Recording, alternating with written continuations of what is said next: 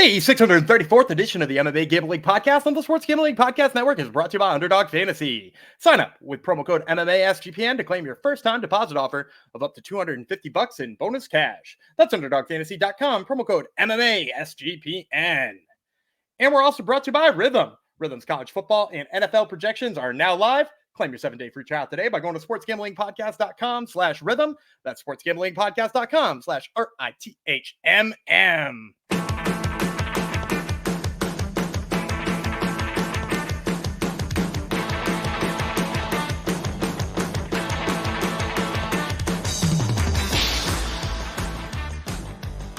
What's up, everybody? Welcome to the MMA Gambling Podcast on the Sports Gambling Podcast Network. This is the voice of Gumby Vreeland speaking to you now.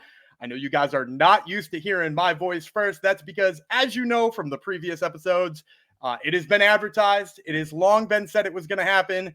Jeff Fox has taken his vacation. He's out of here. We're not going to see him for a couple of episodes, so enjoy the time away from him while you can. Joining me today to fill in his spot, maybe even give a few more picks than we typically see on regional cards, because let's face it, Jeff doesn't love those.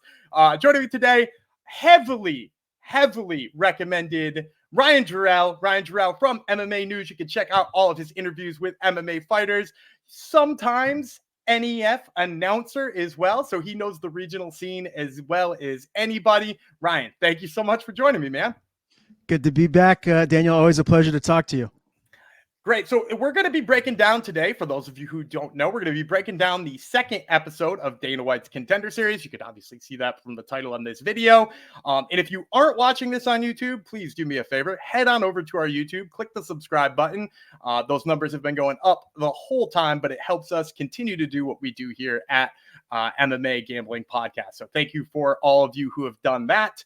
So like I said, we're going to be breaking down the 5 fights on Dana White's Contender Series taking place this Tuesday. We're getting you this video a few days earlier than we usually do to make sure you got time to get the bets in. The lines have dropped, which is already pretty exciting as well. And Ryan, I'll kick it to you first, just for, sort of maybe a general taste of this. What's sort of your experience or your feelings about Contender Series? Is it one of those times that you love of the year? Is it, like a toe dip into the regional MMA? How do you feel about it? I mean, I love it. I love Contender Series. I love getting introduced to the new up and coming fighters, the fighters that, let's face it, you see a lot of these guys that start off at Contender Series when they're introduced to the world of combat sports, and then they turn out to be, future champions like a Sean O'Malley or just, top contenders that are right there in the mix, depending on whatever division that they're in. So I love it. I get really excited just to watch fights in general. So I might be the wrong guy to ask, because if there's fights on, I do want to watch it. No, you're the right guy to ask then, because this is exactly what people come here for. That's the regional MMA action. And this is the highest level of them all. Now, I do have to give a quick shout out before we get started with our first fight of the night to The Bosses Show, the Sports Gambling Podcast. They've launched their 32 NFL team previews, and they're giving out a $500 Circa future for their listeners if you follow along and give that hidden key phrase. Plus, the EPL podcast returns, so make sure to check out the Soccer Gambling Podcast and the Premier League Gambling Podcast for your footy fix. Subscribe wherever it is that you get your podcast, as well as on the SGPN app. All right, so as I said before, these fights take place on Tuesday. It looks like the fights are going to be getting started at 7 p.m. Eastern time on the ESPN Plus app. That's because the Ultimate Fighter is still kicking off right afterwards, so they do it just an hour earlier until that show is over. And of course, we'll be getting the finale of that the following week, so you won't have to worry about the early ones, although I prefer the early ones personally. Without further ado, let's get started with our first fight. We're going to kick it off in the bantamweight division. Billy Brand versus Cody Haddon. So we'll start with Billy Brand. Billy Brand, Song Tak is the nickname. He's 5-1 with 3 knockouts. He's been knocked out 1 time. That lone knockout was against Peyton Talbot. So, maybe something that we can excuse a little bit for him. Those are pretty much all the stats we have on him, other than he's got a 1-inch height disadvantage against Haddon. He is 2 years older, and he's betting off at a plus 155 underdog. Cody Haddon, no nickname here, but he's 6-1 with 5 knockouts and 1 submission. So as we like to say on the show, he does owe us rounds. He is the Hex MMA 135-pound champion. He's got, as I mentioned before, a 1-inch height advantage, and he's betting off at -185. Ryan, we'll let you kick off the very first fight of the night. Who are you liking this one, and what do you think of the style matchup? Well, I can understand why Cody is the favorite here. Last time I checked is -185. I mean, you look at who he's lost to, the lone loss to a guy named Steve Erceg. That was via unanimous decision. So if you follow the MMA game, you know exactly who Steve Erceg is. So he's already been in there. He's been tested with some, high level competition. But Billy Brand, he's got an extensive amateur career as well. He's 8-1. You mentioned the loss to Peyton Talbot. So both of these guys, I don't feel like are going to be afraid of the bright lights. I think they're ready. And they both had a handful of pro fights, Brand 5-1, Cody 6-1. So this is a position that they're ready to take that next step and to get into the big show. I do wonder too, when I look at just the level of the more fights, I guess, that Brand's had as an amateur to get him to this point. 8-1 as an amateur. Cody only had 5 fights as an amateur. Not that means a whole big of a deal, but still sometimes it can play a factor when it comes to just your overall comfort level, the experience when you get to this point. And if you're going to tell me I can get Billy Brand plus money here, I think I'm going to take it. When I look at some of these other fights on the card, there's some potential big mismatches. I mean, just if you look at the lines on the fights, there's some heavy favorites. I like the American here. I'm leaning Billy Brand just on what he brings to the table. He's out there in Sacramento as well. So, he's got a lot of high level training partners. So I'm leaning the American, and I'm going to go Billy Brand here. I don't know how he gets it done. I don't know if he gets a finish. I actually don't think he will, but I think you can see him winning a decision here. Yeah, I'll differ on the other side of this one. I'm going to take Cody Haddon as a slight favorite. The reason why is, and I think you're right about how much experience Billy Brand has and how it comes into the way that he fights. Because if you look at these two fight and you've watched recent ones of their fights, Billy Brand is so much more composed than Cody Haddon. Like, he is really calm in there. He picks his shots. He stays farther away. And then he looks for his chance to wrestle. Again, you mentioned the team alpha male connection there. Like, what alpha male guy doesn't love to wrestle, right? Like, those dudes love to hit the mats. So, like, he fits all of those bills. But the reason I like Haddon against that is because, like, when we do get to Contender Series, and we saw it this past weekend with Rami Hamed picking up a victory, but kind of staying on the outside and not getting the contract.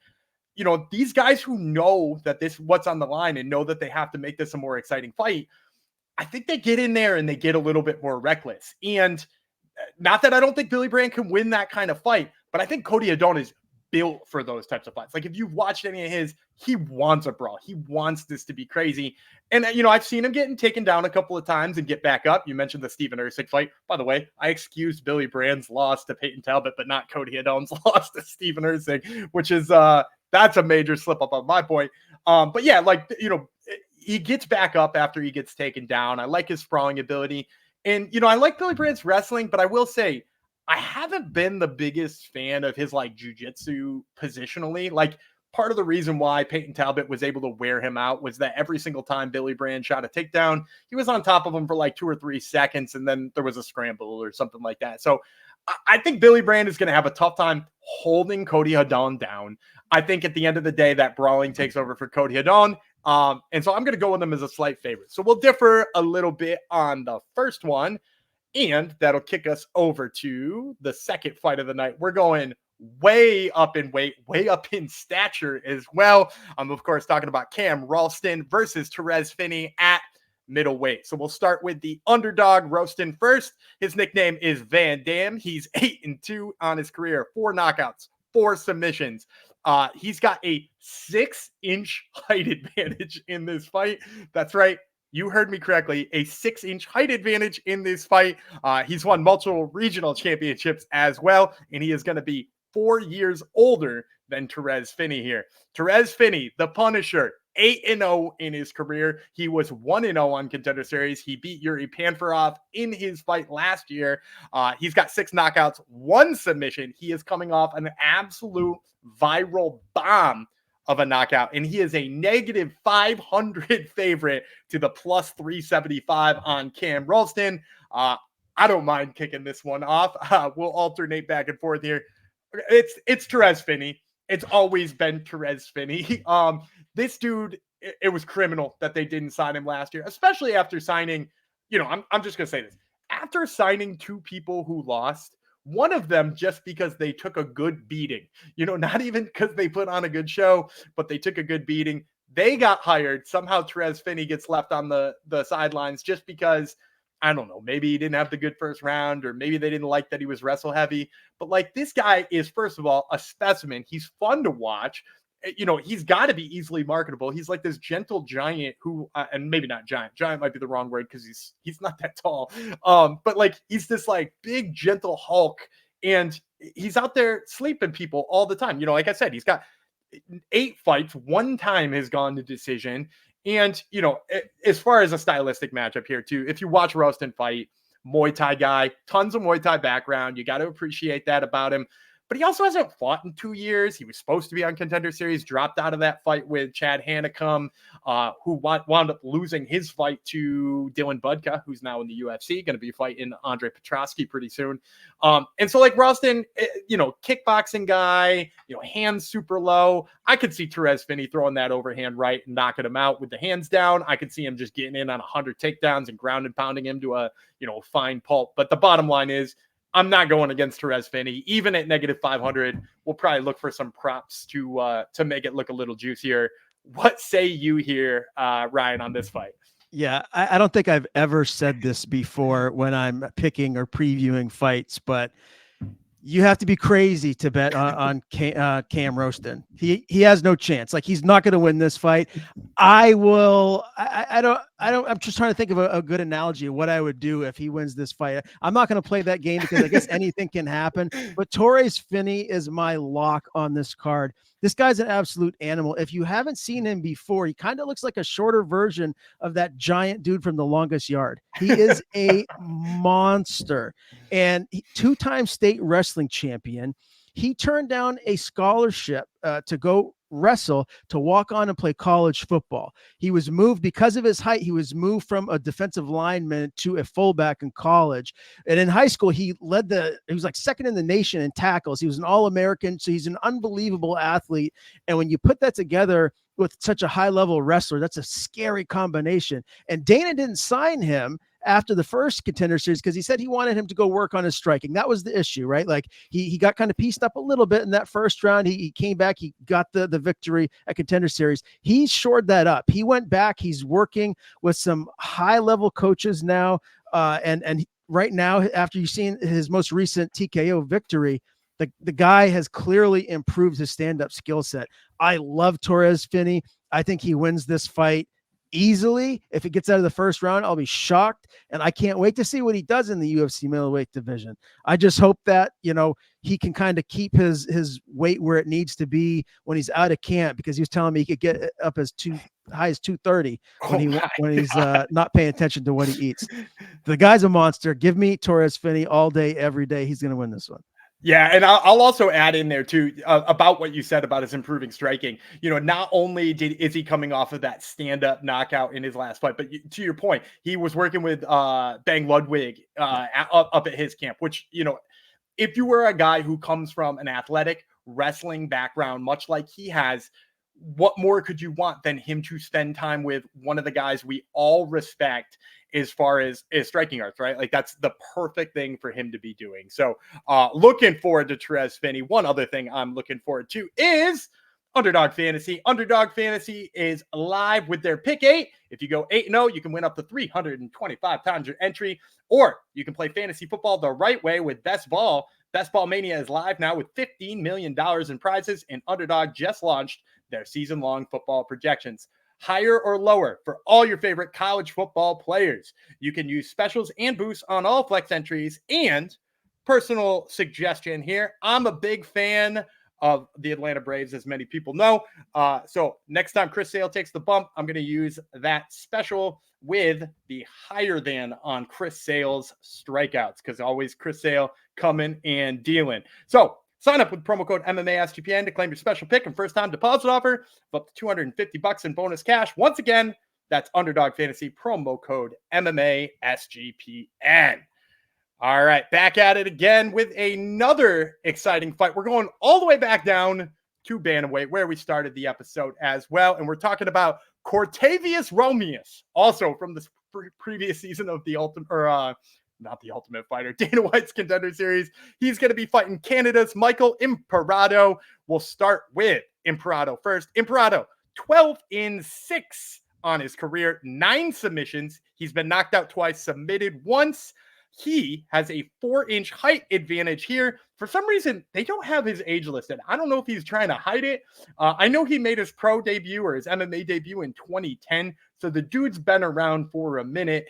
Even though he's only got 18 fights, he's been mixing it up in some other martial arts as well. But he is going to be betting off at plus 240. Cortavious, are you not entertained? Romious is, first of all, just a perfect nickname. And second of all, he's 8-2 on his career. He's 0-1 on the Contender Series. He has 2 knockouts, 5 submissions on his record. He was 1-0 in LFA. He was knocked out once in his whole career. Of course, that was his Contender Series fight last year. He is betting off at -300 as the favorite here. And we'll let my guest kick this one off again. Ryan, who you got in this one? Yeah, I mean, I'm going Cortavious. I feel like the odds are correct here. When I look at Michael Imperato as well, 12-6. I don't know that I've seen someone with that record fighting at Contender Series before. Maybe you could tell me if I'm wrong. I mean, I get it. Like I seen who he's fought. Like he's lost to Mike Malott, Julio Arce. He's been in there with some tough fighters. He beat Ricky Bandejas, who's longtime Bellator fighter. As you said earlier, 9 submission victories. So if this fight does go to the ground, that is where things could get really interesting. I know Cortavious does have 5 submission victories himself, but I think you've got to give the nod to Imperato if you're gonna put a prop bet on a submission victory here. But I just think Cortavious is too well rounded. I think he's too dynamic, whether it is on the feet, on the ground. Like I just feel like he has more tools he's gonna bring into this fight to get the win. And as you were saying, like Michael Imperato's age isn't listed. I wonder that too. And again, the 12-6 record just stands out to me. That makes me question a little bit. Even if you take out the Malott and Arce losses, that's still a lot of losses to be at this stage fighting at Contender Series. I'm going with Cortavious. I think he wins this one. Yeah, and it's worth noting too, Imperato, he's lost 2 of his last 4. He's 2-2 in his last 4, which makes you even second guess those losses even more. I'm going to say this though, because I'm picking up what you're putting down about the dynamicism of Cortavious Romious. I'm picking up what you're putting down about Imperato's grappling skills. And actually, that's part of the reason why I'm going to go with a big swing on an underdog here. I'm going to take Michael Imperato. I know his record looks like trash. I know he hasn't had the best record as of late, but there's 2 things I like about this fight for him. First of all, I like that it's at bantamweight. If you look back at a lot of his records, including the Julio Arce loss, that took place up at featherweight. Like he fights a lot of times up out of his comfort zone, up out of his proper weight division, which is bantamweight.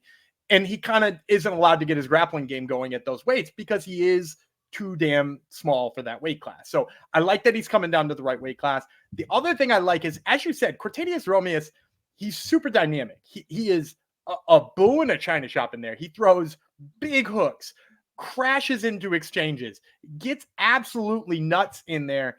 And it's worked out for him in the past, right? Because he does have some big knockout power. As you mentioned, he's got lots of submissions on the ground. A lot of them are like, I went back and watched a lot of them are, he takes the back and the guy kind of shakes him off and he arm bars him. Like that's like his go-to move, which is kind of a weird one to have as like a signature, is like, oh, I'm going to fall out of position and snatch it up anyway. But I think all of that's a problem against Michael Imperato, right? Because if he crashes into range with the Michael Imperato, winds up in the clinch, this isn't a guy you want to be grappling. This is a guy with lots of submission skills. If you've looked at a lot of his submissions too, a lot of them from the top, a lot of them transitioning to the back, a lot of them when people get overzealous in their position and him taking advantage of that. I worry about that with Romious. And as we saw with the Romious fight where he fought Tavares on Contender Series, like, Ramon Tavares, better striker than Michael Imperato. I think we all have to admit that. But at the end of the day, I think the fact that he is so wild, it just leaves this hole in his defense where, maybe, if you ask me gun to my head, maybe I don't take Michael Imperato in this fight. But if you're asking me with the numbers in front of me, which I said, before, -300 on Cortavious Romious, plus 240 on Michael Imperato, when that comes into play, I think I got to take a swing on the underdog here. So I'm going to take Michael Imperato plus 240. Now we're going to go way up in weight class. There's nothing we like on this show more than a pair of sloppy, fatty heavyweights. There's nothing better in the whole wide world. If you guys are in our Discord, which, by the way, get in the Discord at sportsgamblingpodcast.com/Discord. We love talking about sloppy, fatty overs on this. They always last longer than people expect them to. Maybe this one will as well. And of course, I'm talking about Rizvan Kuniev versus Hugo Cunha. We will start with Cunha first. He's the silverback, 8-1 in his pro career. He's 2-0 and the LFA champ in LFA. He's got 4 knockouts, 4 submissions, has looked nothing less than an absolute world beater over in LFA, but we have him betting off at plus 425 in his Contender Series debut. He is going to be fighting Rizvan Kuniev, who is 12-2-1 with 1 no contest. More on that in a second. He was 1-0 in the Contender Series. He won on the 2022 series and wound up not getting a contract for being just a touch too boring. He's got 5 knockouts, 3 submissions. He's coming off of a no contest due to a ridiculous amount of steroids against Haddon Ferreira. He won that fight with Haddon Ferreira, who is now getting ready to fight Francis Ngannou, but obviously that result was voided. As a result, he is a -600 favorite in this fight. And I'll kick the fourth one off here. I'm going to take Kuniev, even with the absolutely wildly inflated number, even with the questions about whether or not he can keep doing this without whatever was in his system for that Haddon Ferreira fight. I'm still picking Kuniev, and the reason why, watch the Haddon Ferreira fight. So this guy is a wrestler. You see the EV at the end of his name. You don't have to make too many questions. He fits the bill for what you think of Russian heavyweight. Grinder, trying to get to your legs. But look, he stayed safe for 15 minutes with Haddon Ferreira. And that's stayed safe on the feet. That stayed out of submissions, which we know is not easy to do based on what that guy's been doing to people lately. What he did to Ryan Bader, what he did to, depending on how you looked at that Fabricio Verdum fight, which was like very weird at the end of it. Like, he's out there putting away known commodities fairly regularly, and he couldn't do anything with Kuniev, who ultimately beat him. Now, of course, we're going to have to ask ourselves, is that enough? But I think the problem here is Hugo Cunha fights a similar style. He's a tall heavyweight who would like to pick his way apart on the outside until he can get some of his jiu-jitsu going. But none of his jiu-jitsu gets going in this fight unless Kuniev decides it does. And if it does, it's 100% off his back. There's no way Cunha winds up with a top position here unless he hits an armbar or a triangle choke from guard. I think he's just fighting off of his back for 15 minutes here. Give me Kuniev. I don't think this is going to be fun to watch. I think it's going to take a really long time to end. And I don't know how impressed Dana will be, but I think Kuniev gets it done. How about you? I'm definitely leaning Kuniev as well. But I do wonder. So Kuniev, massive favorite, -600. What does that make Hugo? Plus what? Plus 450. Plus 50. Okay. Oh, so 425. I got 425 here. 425. When I see plus 425 in the heavyweight division, I perk up a little bit, just because, when it comes to heavyweights, all it takes is one shot and things change drastically. I don't expect it to happen. I do think Kuniev is a far superior grappler wrestler, like you said, and that's probably where this fight is going to go. But from a betting perspective, this is a fight that I would maybe sprinkle a little money on a, Cunha TKO KO victory. You look at Kuniev, his losses are forever ago. It was early on in his career. He hasn't lost in a very, very long time. So I do expect him to win, and I think he will, but Again, in combat sports and MMA, especially, anything can happen. So this is a fight that I would sprinkle a little money on, maybe kind of parlay it with some of the fights I'm really confident about, and hope that Hugo lands a bomb and finishes the fight. I like it. And of course, we will also be patiently waiting for the prop line on the over 1.5 rounds in this one, because of course we would not watch a heavyweight fight without rooting for some sloppiness. All right, now before we get to the last and final fight of the night, I do have to quickly tell you about Rhythm. Football season is here, and college football and NFL models are now live on Rhythm. Create your own winning betting model, or let Rhythm do the heavy lifting for you. You decide what stats matter most to you, and Rhythm builds a custom model around that. Or just let Rhythm and its predictive model do the heavy lifting. Rhythm uses AI projections from MIT data scientists. Rhythm already has you covered for NFL Week 1 and college football Week 0. Of course, as you guys know, I'll always be taking my Dallas Cowboys. You could even take them, with the spread if you want, but I like the money line. And you can like the money line when you claim your 7-day free trial today by going to sportsgamblingpodcast.com/rhythm. That's sportsgamblingpodcast.com/RITHMM. And last but not least, Circa Sports is back with Circa Survivor and Circa Millions, giving away $16 million in guaranteed prizes. Imagine the regret you'll feel if you win your office Survivor pool, but you don't enter the Circa Survivor. Don't have a trip booked for Las Vegas yet before football starts? Ultimate Contest Weekend is a great time to go out, hang out with Sean, Ryan, and hit some of the open bar events at the greatest sports book in the world.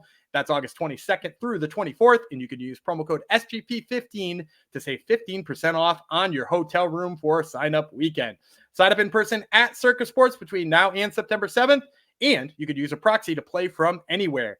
We sign up in person at Circa Sports between now and September 7th, and then you use the proxy from anywhere. We even have a deal with a proxy. Go to proxy.footballcontest.com to save yourself $50 off with promo code SGP. All right, that is the last and final ad read, and this is the last and final fight. We are heading to welterweight for the last one here, with an exciting one between Canadian Pat Pytlik and a Swedishman by the name of Andreas Gustafsson. We'll start with Pytlik first. Pytlik is 9-1 in his pro career. All 9 of those wins have come by knockout, and he was submitted in his lone loss. So that man owes us some rounds. He used to fight down at, he used to fight up at 185 pounds occasionally. He was the 170-pound champ at United MMA. He has a 1-inch height advantage on Gustafsson, and he is 2 years older. He's going to be betting off at +210. Gustafsson, the nickname is Bane. He is 10-2 in his pro career. He was 1-1 over in KSW. 7 of his wins have come by knockout, 2 of them by submission. He is betting off at -270 for this fight. And I will cede the final first pick over to my co-host for today. Ryan, who you got in this one? Yeah, this is really interesting to me. I do feel like Gustafsson has what it takes to finish the fight, to get him out of there. But I do love Pytlik on the feet as well. As you said, 9-1, all 9 of his fights, he has finished the fight. Gustafsson's 2 losses did go the distance. So, that's interesting. I'm curious to see if this fight does take place on the feet or goes to the ground. And Gustafsson's terrifying looking. I don't know if you've seen him, but I talked with him. I did an interview with him a couple of weeks ago. And let me tell you, I mean, that terrifyingness, it's that all the time. Like, he's a big softy, but man, is he a scary dude. Yeah, he's one of them guys, if you see in person, you're going to be like, I'm not going to get him too riled up. I'm just going to kind of mind my business. He's got the neck tattoo. His whole chest is tatted up. Yeah, and he's got that scowl too, man. So he comes to fight, and he can get mean, and he can get dirty in there and mix things up. When I look at his amateur career, it's really interesting. Extensive amateur career. He has a win in there over Christian Leroy Duncan. That says a lot. And again, I know it's amateur. I know it's a while ago, but he beat Christian Leroy Duncan. That says something right there. I think the odds are right here, but this is a fight that I'm kind of on the fence about because of the respect I have for Pytlik on the feet. I feel like he's technical. He can get in there if he does get into any trouble. He's smart enough to be able to evade some of like the big shots from Gustafsson. But ultimately, if you're going to ask me who I'm picking, I'm leaning Gustafsson just because of the terrifying factor of everything that he brings to the table with just everything, the look, the skill set, everything. I think Gustafsson could be a future star in the UFC. I agree with you entirely. I'm going Gustafsson in this one. And if you watch, to the terrifying aspect of it, if you watch his fight with Tony Lepanin, which was a fight on the European regionals, I'm not going to remember for exactly the organization yet. It was one of the bloodiest fights I've ever seen. And Lepanin hit him with some incredible strikes. He's bleeding everywhere. And all this dude does is march forward and get in your face and throw bombs back. And to your point, I like Pat Pytlik. I think what he's done on the feet in United and in other, Canadian promotions, damn impressive. He knocked out Ryan Lenninger, which, if you guys have heard me break down LFA fights in the past, I actually really like Ryan Lenninger. I almost always pick him as an underdog. He's just one of those gritty, savvy veterans. And he knocked him out in 90 seconds, basically made a clown out of Ryan Lenninger. And for me, that's obviously a feather in his cap. I just don't know that Pat Pytlik is ready for the grittiness, the nastiness, all of the stuff that comes along with fighting Andreas Gustafsson. Because this dude, he marches forward. He doesn't mind getting in the clinch. He's got kind of some sneaky takedowns, and he scored a couple of submission wins. This is a dude who wants a brawl, and he won't take no for an answer. I don't think Pat Pytlik can dance around him or catch him with a counter hard enough to put him away. And if you're asking me if this winds up being, 15 minutes of grittiness, which one do I like? I like Gustafsson, and I'm not sure he can be knocked out. So, my pick there is Gustafsson. Probably going to be looking for some knockout props when those do finally appear, because man, I don't see this fight going the whole way. It would be crazy if this fight went 15 minutes. If you're gonna look at a couple of guys that are getting in there to mix it up, and it's going to be a gritty, tough fight, you got to go with the guy that's nicknamed Bane. One question I do have for you that I'm unfamiliar with, I don't know the answer to. Is he related to Alexander Gustafsson? He isn't. No, he's not related to Alexander Gustafsson. And actually, fun little story about the nickname Bane, because you look at the picture of him, you can even look at his Tapology page. He's got neck muscles on neck muscles on neck muscles. It doesn't look like he has a neck. That's how many neck muscles he has.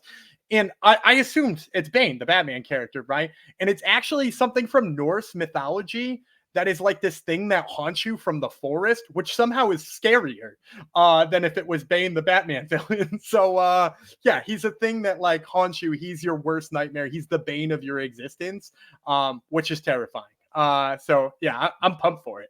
Can't wait. That's a great main event. It's a great way to cap off week 2 of this year's Contender Series. Absolutely. And that absolutely runs down our Dana White's Contender Series week 2 for you. Let me quickly recap what we got for you. Me and Ryan are both on Andreas Gustafsson. We both took Rizvan Kuniev.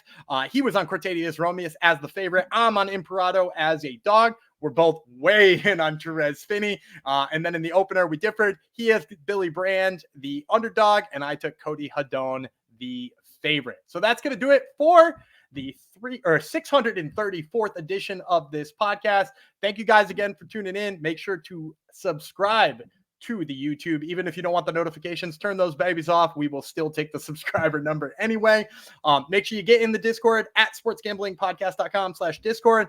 Make sure you read all of our stuff at the sportsgamblingpodcast.com. You can also check out their store at store.sportsgamblingpodcast.com.